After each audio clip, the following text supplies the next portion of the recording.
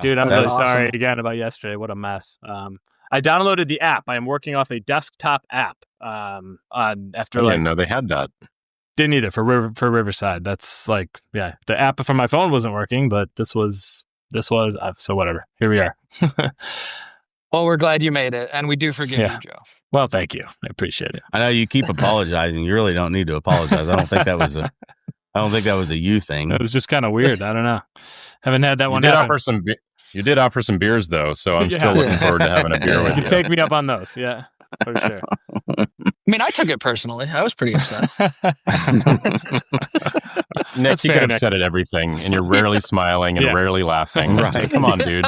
Take a better outlook on life. Yeah. What's Lighten up? up. Check your attitude, man. You're always so serious, Nick. Yeah, Calm I get that a down. lot.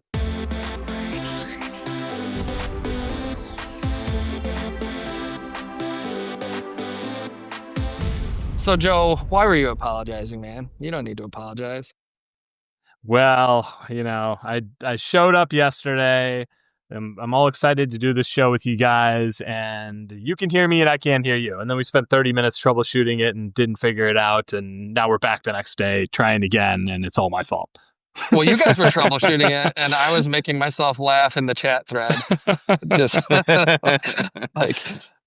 I think my favorite was like, all right, take your headphone cord out, blow into the slot, and plug it back in. Yes. That's a tried and true method. Yeah, we all know that one. Oh man, You have That's to how I be got of a through my certain age childhood. to understand that. that's right. Yeah. My children Yeah, kids will these never days. understand that one. No. No. Yeah, exactly. Yeah.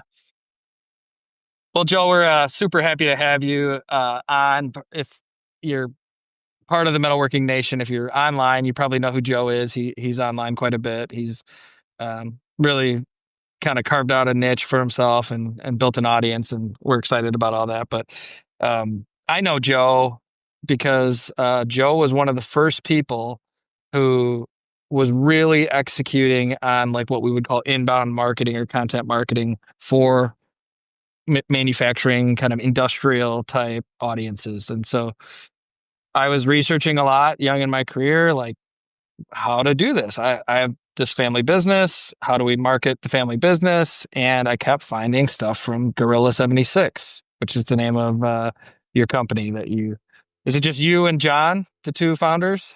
Yeah, we are the two originals, and yeah, we've grown to a team of 30 since, but just the two of us in the early days. Yeah, you guys were putting out some really good content that I kept downloading, and I thought it was very helpful. And I think my favorite thing about you, dude, was I reached out and I was like, hey, we're ready to have our first marketing agency. I'd like to work with you. And at the time, you did not have 30 people. It was really new.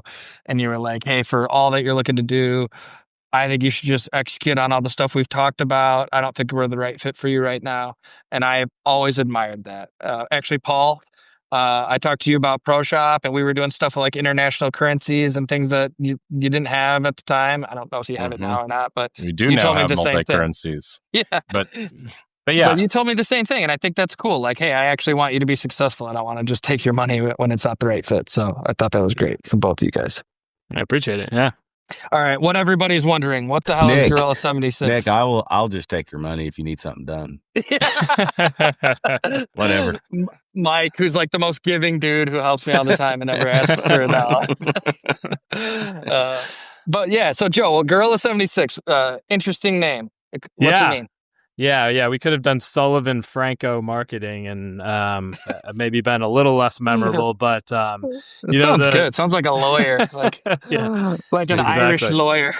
Yeah, no kidding. Well, I'm 42 years old. We started this firm when I was 23, I guess. My business partner John and I were working our first advertising jobs out of college and started doing a ton of freelance work. And we started we were working 80 hours a week at that point, like in the nights and weekends, like building what became this agency. And we kind of made a business plan, said we're gonna go off on our own and do this thing, and so we had this long brainstorming session after session. I can remember meeting up on the Del Mar Loop in St. Louis, this area where close to where I lived, and we'd sit there on Wednesday nights and write our business plan and drink PBRs from this place that had dollar PBRs or something, right? And brainstorm. brainstorm names. And so where we landed was Gorilla 76, which the Gorilla is kind of a nod to guerrilla marketing, a different spelling of gorilla, but the 76 is 7th month of 06. But, the real story is we were 23 years old, didn't know what the heck we were doing. And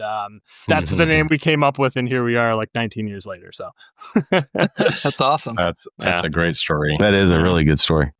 Thank you. And 19 years later proves that you guys, whatever you were visioneering at the time must have worked out a little bit. I'm sure there were some bumps in the road, but there's plenty of bumps. Yeah, I'm happy to share any of those and tell you what not to do. But hey, we're still here and growing and stuff. And so, it's been a good thing. Well, we're in the middle of a series, Machine Shop MBA, and a lot of people who are listening are thinking about starting their own company, their own machine shop. So obviously you didn't start a machine shop, but you said, hey, I'm happy to talk about things that you shouldn't do. So for you guys, it was a marketing company, a marketing agency. What's the number one thing you think you shouldn't have done? Put you on the spot. Your biggest mistake early on. That's a great question. I mean, I think...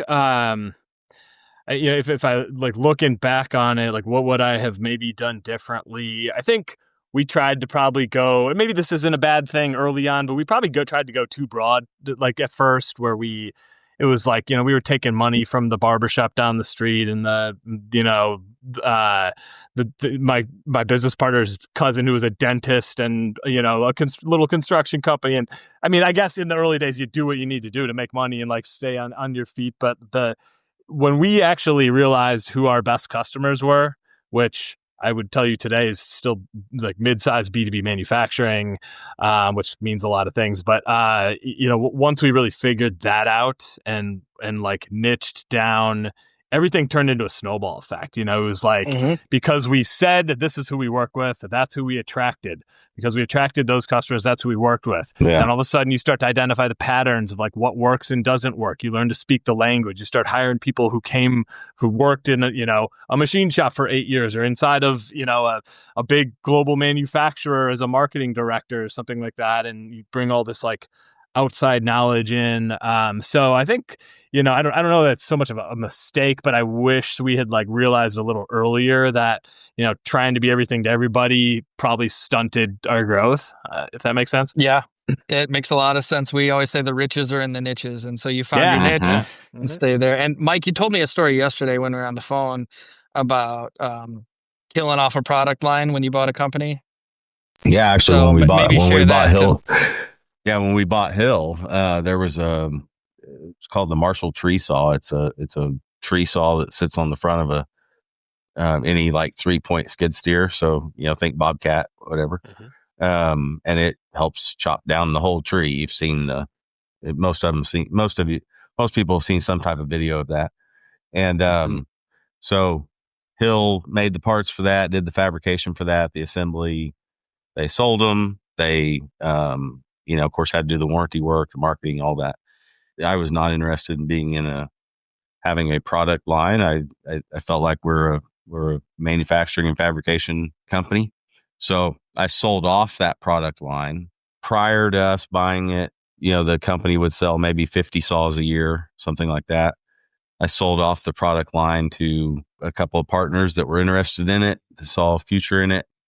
And, part of that sales was with an agreement to continue making the parts for a period of time. And we still make the parts. We still make most of the parts today, not all of them, but they're selling like 400 saws a year now. Nice. Because you're niched in. And we're making a lot more money making the parts than we were making the saw. Yeah, you were breaking even when you were the product manufacturer. Yeah, because by the time we made the parts, assembled it, marketed it, sold it, warrantied it, all that type of stuff, it was a break-even proposition within the company. Now it's a standalone profitable company, 4 times the size it was, and they're profitable and we're profitable on making their parts. Yeah, one more example of like what I would have done differently. There was a season, long-time listeners will remember, Making Chips had a little bit of a marketing agency for 2 years. We had some good people on the team too, like Ian Stork was our video guy. Megan was our writer and like kind of a content manager. I think that was her title. We worked really hard on it. Joe, I admire what you guys do. It's not easy. There's a lot of competition, we didn't lose money, but we didn't make a lot of money. And then, fast forward, we're like, hey, the agency's not really doing what we hoped it would do. And it's so much work. Meanwhile, like the podcasting business was where we were really strong. And we were kind of like the original in the metalworking nation. So it's like, why don't we just do more of that? And so kind of full circle to this episode, it's, we stopped doing the agency. There's now like 10, something close to 10 different podcasts under the Making Chips umbrella. Yep. And it's why we have Joe here too, to talk a bit about that. Joe, you've got some podcasts too. And I want to get into those, Joe, but first, I think your kind of introduction to the metalworking nation, or the people we believe are the metalworking nation, basically the people who are at IMTS, either attending or exhibiting, the people who go to the events from AMT. You did a big keynote at, what was it, MT Forecast? Yep. And so you spoke for about 40 minutes, and it was me and the other VP of Hennig. And when you started, I was like, oh, this is a friend of mine. I love this guy. This will be good. And by the end of it, the other VP at Hennig was like, we should work with that agency.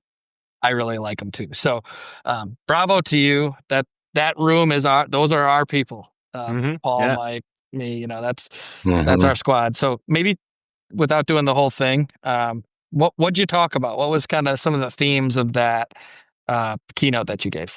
Yeah, for sure. So the talk I gave was called "How to Adapt in a Changing B2B Manufacturing Buying Landscape," and frankly, it's stuff I talk about in my sleep at this point, because I've taught, through my podcast interviews, through working with what's probably over 100 manufacturers at this point over the last decade. Like, I've just seen so many patterns, and the stuff I got into was like, one, how the landscape is changing, the things that we're seeing. Actually, Paul, I remember talking to you when I interviewed on my show, I don't know, 6 months ago or something, when you was the second time you were on my show, but we were talking about like the rate at which baby boomers are retiring from the workforce right now. And I think the most recent number I saw was like 11,200 a day or something like that. I don't know if that's right, but which is wild, right? And so, but it's like, I remember, Paul, you drawing on a stat in that conversation, and I reference it often now because it's like the thing I hear from my clients all the time. It's like our relationships are going poof in,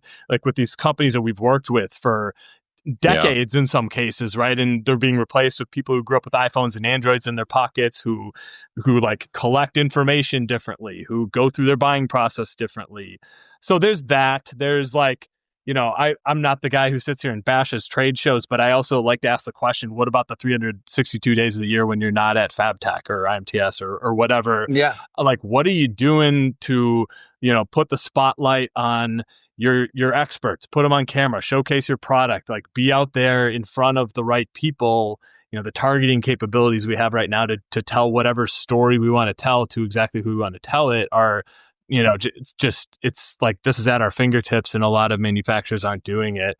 And then the other two things were just the noise, breaking through the noise of like, I use this all the time. It sounds like a joke, but it's real. My 10-year-old daughter, Grace, asked me like 9 months ago who Spam Risk is and why that person calls me all the time.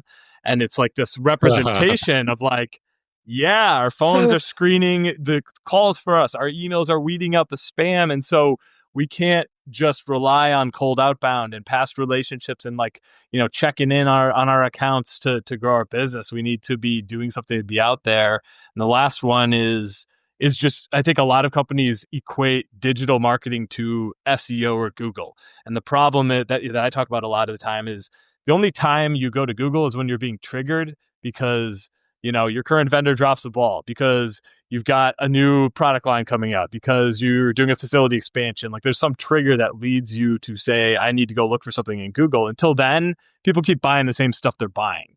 And so such a big part of marketing needs to be, how do we like get out in front of the other one, the 1 to 3% who, or the 97 to 99% who aren't buying right now, but fit the ideal customer profile, are gonna be triggered and have a need in the next month or year or 3 years, and start to build awareness and trust proactively. So when they are triggered, they think of you. And so a lot of my talk sort of centered around like those four things that we're seeing and how you get out there and build awareness and trust in a proactive way, as opposed to just sort of, doing the same stuff and hoping people find you. If that makes sense. Yeah. Mm-hmm. And I think this is, your shows are a great addition to the family because it dovetails so perfectly into like Machine Shop Growth Show, which talks about some of the sales strategies internally. And I know I have guests on my show that talk about how they do their niching, right? And how much successful they've had doing that. And so, yeah, when the audience can just jump over to your show to hear those specific strategies that they can employ to do this and keep connecting with this new generation of buyers and engineers and make themselves relevant. As of course, they're going to be more relevant the more niche-y they are, right? If their customers are seeking them out because they're experts in this particular type of manufacturing, it's just going to go better. So welcome to the family. It's good to be here. Yeah. So Paul, we just alluded to it and we haven't said it yet, but so Joe, you're bringing three shows. Did I let the cat out of the bag? Well, no, it was actually perfect. Well, it's just, why is shows plural? Yeah. There it is. So Joe, you're bringing your shows into the Making Chips Network, which we're all very, very excited about. Let's talk a little bit about your shows. He's got 72 different shows that are all coming. 72 shows being brought into the network. That's exactly right. So we at Gorilla have, over the course of the last 5 years, launched 3 podcasts. So mine came first. It's called The Manufacturing Executive. It's called that because that's who it's for, which is broad, right? Like, people outside of manufacturing hear that we niche down in manufacturing and it sounds like a niche. Those of us in manufacturing know how broad a term that is, but sure. Really the show, I launched the show almost exactly 5 years ago. I think I've just published episode 255, and that's consecutive weeks. I've not missed a single Tuesday morning and don't intend to since I started. But my show is really designed for like CEOs, presidents, owners of mid-sized B2B manufacturing organizations, which really can mean, OEMs, contract manufacturers, and sort of the ecosystem surrounding manufacturing, like Industry 4.0 tech companies or run Vision systems or AI software on production lines or whatever it might be. But that's kind of, who my agency serves, and therefore we designed the show for those leaders.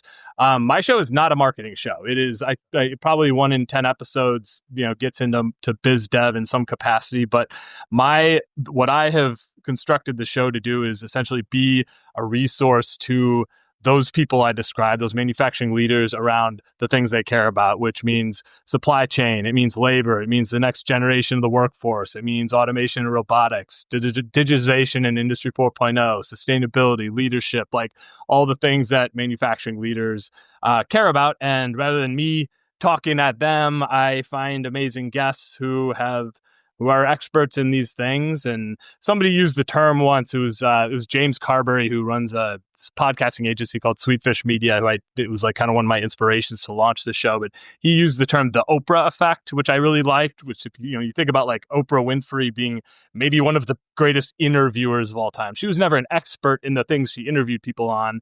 She put the spotlight on experts and knew how to ask the right questions. And, it's a journalistic skill.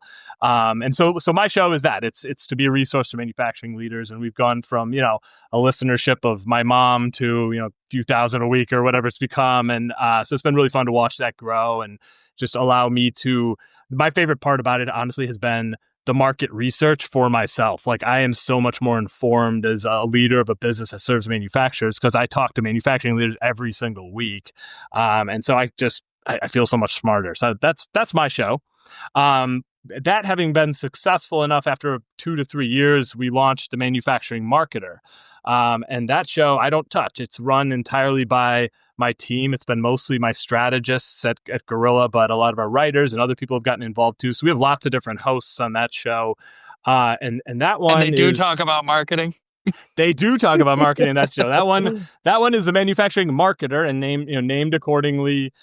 So we run a live event. Have been doing this for like 3 years, called Industrial Marketing Collective Live. We have a community called Industrial Marketing Collective. We have a live show we do every first and third Thursday of every month, and then we spin that. We usually get about 50 to 100 people show up that have marketing job titles in manufacturing, and we either teach or we bring on other marketing people who can teach a specific, marketing specific thing for manufacturers. Well, we spun that off, like exported the audio, clean it up, turn that into a show, and then we do filler episodes every other week where we like go deeper on the topic. And so that show is all about marketing, but for manufacturers. So if you're in marketing for a manufacturing company, yep, and you want to be like a fly on the wall with a bunch of other people like that who are all learning together, that's the show for you. That's the show for you. Or come to the live event and participate and ask questions and get them answered, or come into the community, which is free, and like drop questions and you'll get responses from tons of people who are in your seat. And we really designed that because like marketers in manufacturing feel alone. Like that is, I can guarantee you that. It's a lot of like one-person shows who don't have other people in their companies. They're sales-driven organizations. And so we made that for them, right? And then the third show, which is, I think we're running a little over a year now at this point, maybe a year and a half, is my business partner, John Franco. He runs the people side of our business, whereas I'm kind of the sales and marketing guy, Gorilla. John, my business partner, is really all about hiring, culture, retention. And because that's how he's spent his career at Gorilla, doing that at our company, he launched the Manufacturing Employer, which is focused really on employer branding, culture, recruiting, retention. And so he hires a lot of business leaders on those topics, like manufacturing business leaders on those topics, HR professionals, like people who are in the people side of the business, or, are influential talking about the people side of the business. So you can kind of imagine who that's for. And, our purpose here is to have audiences that don't cannibalize each other, but we're touching on different topics. The riches are in the niches, right, Nick? It's, but, in terms of who we're speaking to with each of those shows. So that's kind of our portfolio of 3 shows we're bringing into the MakingChips Network. So I think most marketing people talk about building communities and building an audience, and you guys are demonstrating that you know how to do it and have done it and have created value for people. That's not just the agency services that you're selling, but value in the content itself. And so that's what I think is awesome. People who know me know that's like like you said, manufacturing is such a broad word. So is marketing. These are words that mean everything. And so for me, my little niche inside of marketing that I love is content marketing, which is why I do this. Like the content is the value. It's not something else. And reminds me of an idea Paul was sharing with me, this entrepreneurial vision he has. So like he's going to make a podcast, How to Love Your Dad Bod. And it's because he wants, ultimately, he wants to attract that type of audience so that he can introduce his business, the Banana Hammock Republic, which is lingerie for men. And so instead of just talking about lingerie for men, he's going to talk about loving your body and being comfortable in that banana. Borat's going to be the spokesperson. I'm really trying to get him, He won't return my calls, though. I mean, jokes aside, I love...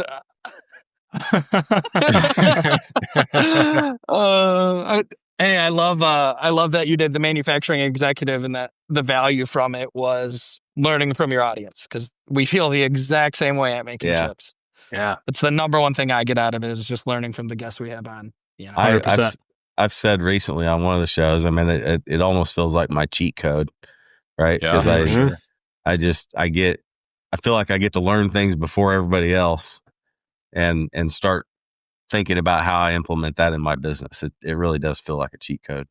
Yeah, and it's like how, you think about too, like for me, especially early on before the show had a lot of credibility, but like what manufacturing CEO of a $50 million company is going to want to talk to a marketing agency owner for, 45 minutes, zero, right? But by pulling them on a show and putting the spotlight on them and literally just asking questions and learning from them and making them look really smart, it's a mutually beneficial thing. So it's been one of my favorite things about, doing this. Yeah. Okay. So where's John? Where's John? He doesn't get invited. He's probably hunting. He's off hunting somewhere. Turkey season, I think. Is that right? Yeah, I was say it's got to be turkey then, right? Yeah, I think so. No, John's. We figured instead of having too many cooks in the kitchen for this particular episode, I'd represent our three shows. But he's around here somewhere. And it's such a cool fit because let's just go through them all. And everything under the Making Chips umbrella has to equip and inspire manufacturing leaders. Mm-hmm. If it doesn't do that, it's not a good fit for what we're doing. So obviously the employer, people are everything. I just made a post the other day, like if you want to grow your company, make sure you have a good recruiting strategy and a good retention strategy and a good career path planning. That's from a VP of sales. Like that's the most important thing. Most of my job is like trying to get the right people into the right place and make sure they're working well with the other right people. And it's just like crazy. The more I grow into the business, the more it just becomes about like, I almost feel like HR is a big part of what I do. Mm-hmm. Not the administrative part of HR because I'm terrible at that. But I can't imagine. Yeah. So like there's the manufacturing employer, the manufacturing marketer, goes without saying, you got to create and deliver value to an audience. You got to attract people. You got to, have inbound strategies that connect with outbound strategies and market your business. So you'll get that from that.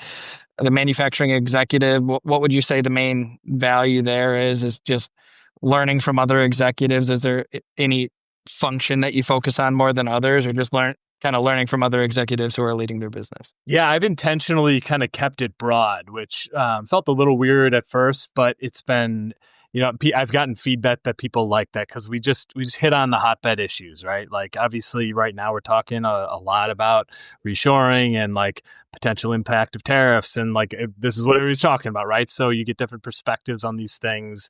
But there are a lot of evergreen topics too, that leadership and labor and, like how do we inspire the next generation and their parents and change the perception of manufacturing that, are just so relevant to everybody right now. So I think just having a mixture of topics that are relevant to just about anybody listening in some capacity has been well received. That's awesome.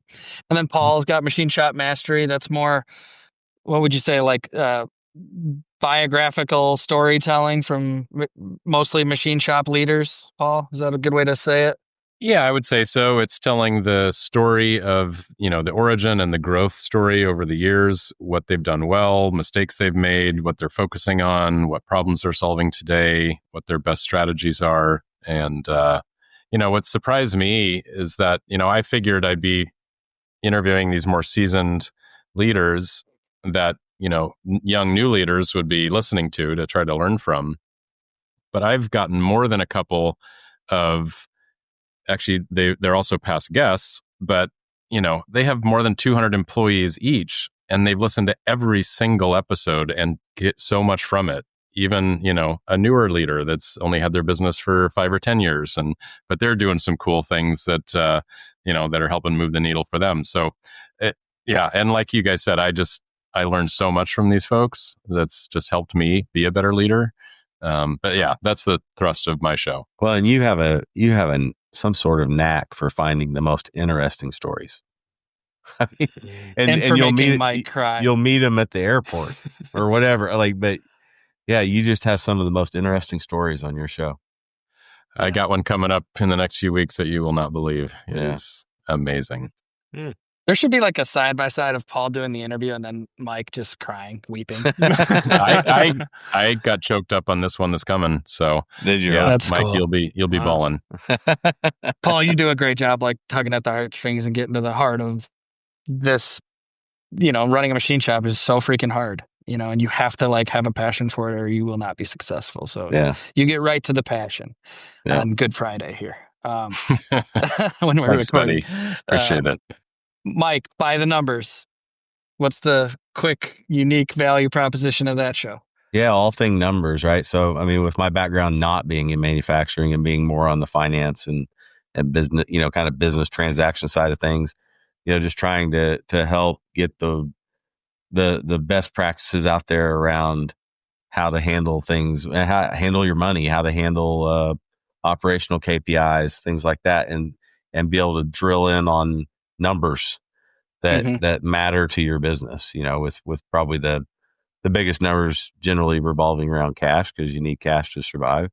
But that could be tax strategies, that could be merger acquisition strategies, that can be, we've talked about grants, we've talked about, a lot of things, but just everything tends to revolve back around a number for me. So data driven decisions and good fiscal responsibility is what we hope to teach everybody.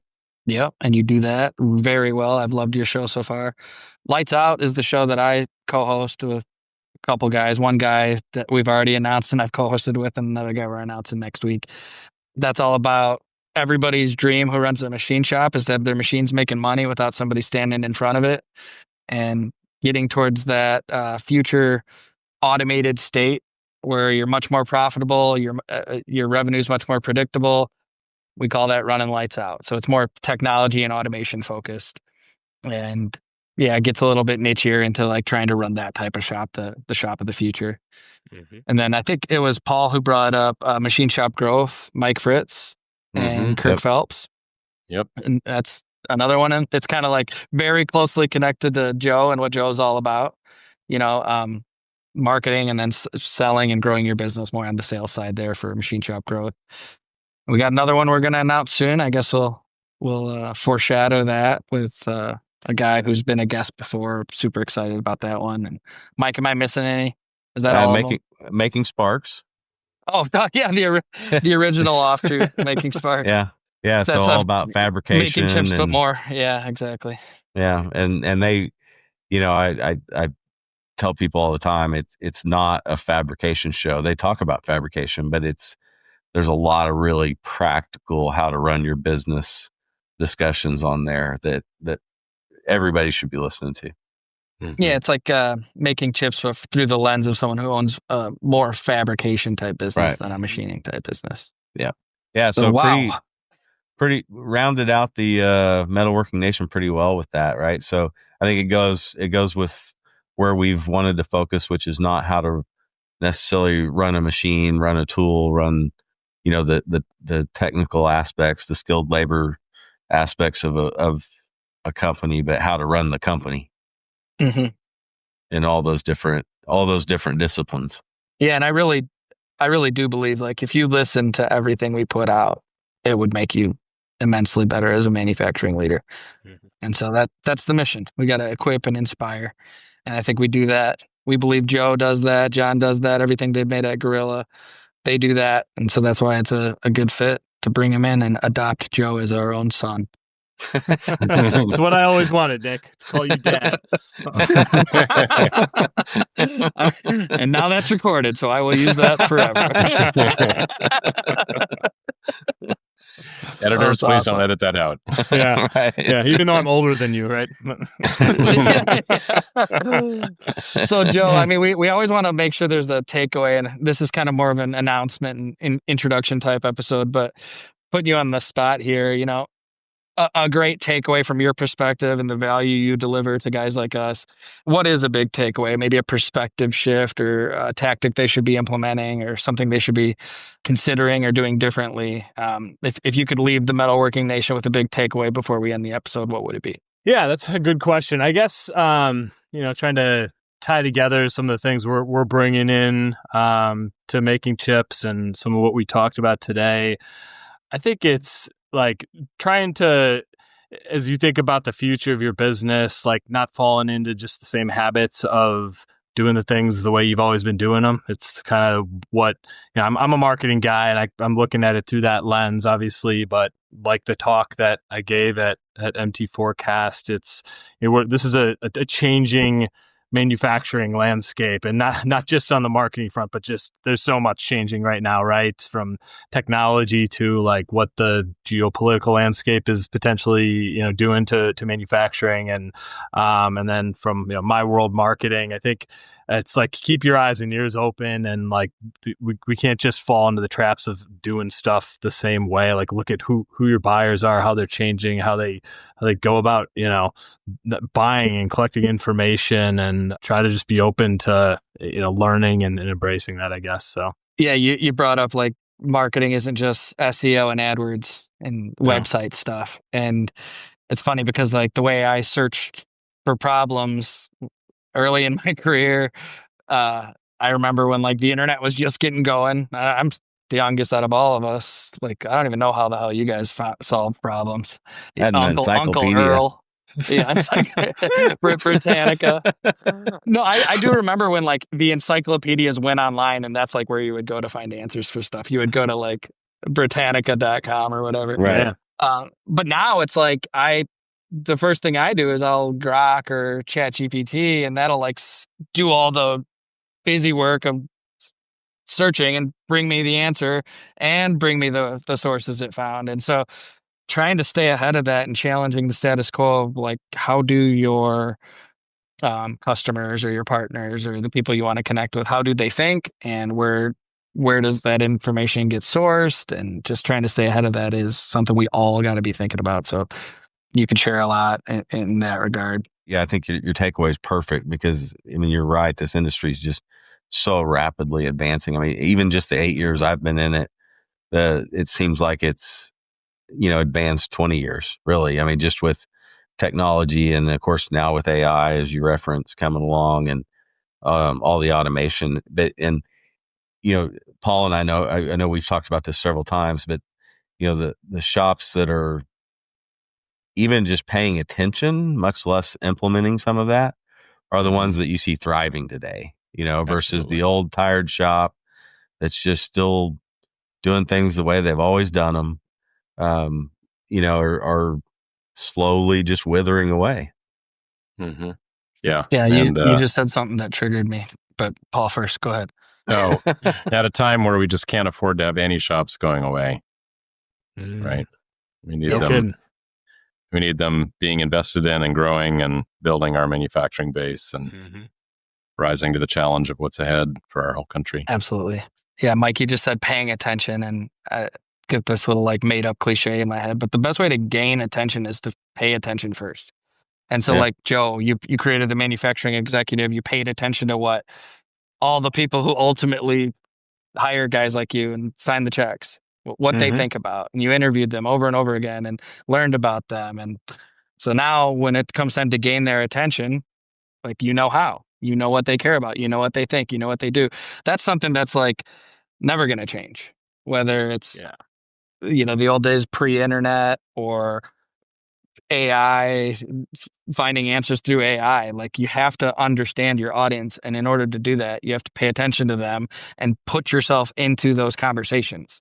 And we talk about that all the time on Making Chips. Like, don't live in your little shop cave and never get out and talk to the other shop owner. So those would be some takeaways, but a lot more takeaways on all three of your shows. We're so excited to have you, have John, have everything that you put together with Gorilla, and just happy to be a part of it. Honored to be a part of it, and really excited about what's ahead for sure.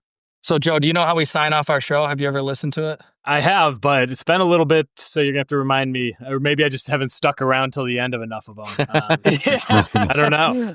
Yeah, all right. Hey, look, that's good. That's good feedback. we got to keep your attention. Don't take it. We got to close out earlier. Yeah, exactly. No, there's a cliche in the metalworking nation, and it's all about like just staying productive and keeping your machines running, and that's how you run a profitable business. And it goes something like this: if you're not making chips, you're not making money. Bam.